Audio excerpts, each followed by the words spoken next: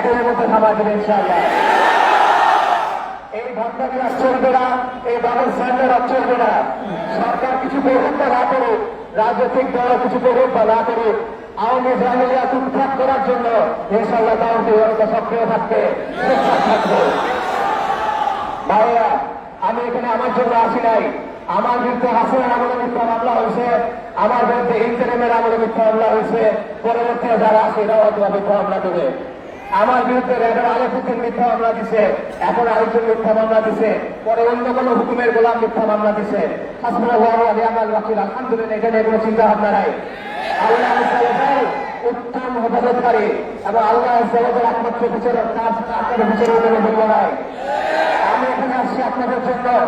আমি এখানে আসছি কারণ আমাদের কোনো মুসলিম ভাইকে ভাবে ধরে নিয়ে যাওয়া হবে, হয়রানি করা হবে, জঙ্গি মামলা দিয়ে তাদেরকে বঞ্চিত করা হবে, এর বিরুদ্ধে কথা বলার জন্য। আমি আসছি বৈষম্যের জন্য কথা বলার জন্য। আমি আসছি ফেরাবি এবং সাইমনের জন্য কথা বলার জন্য। আমি আসছি অনেক দিন রানার জন্য কথা বলার জন্য।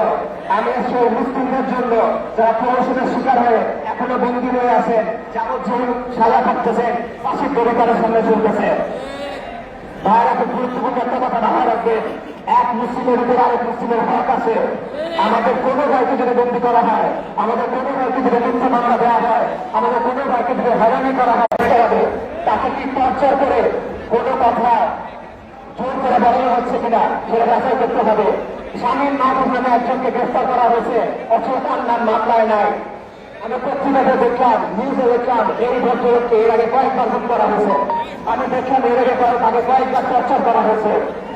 তাকে বসানো হচ্ছে কিনা, তার উপর নির্যাতন চালানো হচ্ছে কিনা, সেটাও আমাদেরকে দেখতে হবে। একজন নাগরিক হিসেবে, একজন মুসলিম হিসেবে তার যে অধিকার আছে, তার যে হক আছে, সেটা সে পাচ্ছে কিনা, সেটা নিয়ে আমাদের প্রশ্ন করতে হবে। তাকে আল্লাহর আইনে অনেক কিছু বলবো যেটা প্রচলিত আইনে অবৈধ, আল্লাহর আইনে অনেক কিছু অবৈধ যেটা প্রচলিত আইনে বলবো। যদি কেউ প্রচলিত আইন ভঙ্গ করে, তাহলে প্রচলিত আইনে তার বিচার হবে, এগুলো বাস্তবতা। এই বাস্তবতা আমাদের মানতে হবে। কিন্তু আমরা দেখছি বাংলাদেশের বিচার দুই রকম, বাংলাদেশের আইন দুই রকম। সেকুলারদের জন্য এক আইন, মুসলিমদের জন্য আরেক আইন। এক বিচার, মুসলিমদের জন্য এক বিচার। মুসলিমদের মুক্তি করা হচ্ছে, তারা যথাযথ নাগরিক অধিকার পাচ্ছেন কিনা, তারা নির্যাতন করা হচ্ছে না, এটা নিয়ে আমাদের সমাজ প্রশ্ন করা হচ্ছে। শুধু বিখ্যাত নাম নিয়ে প্রশ্ন করা হবে না। আর এই বিষয়গুলো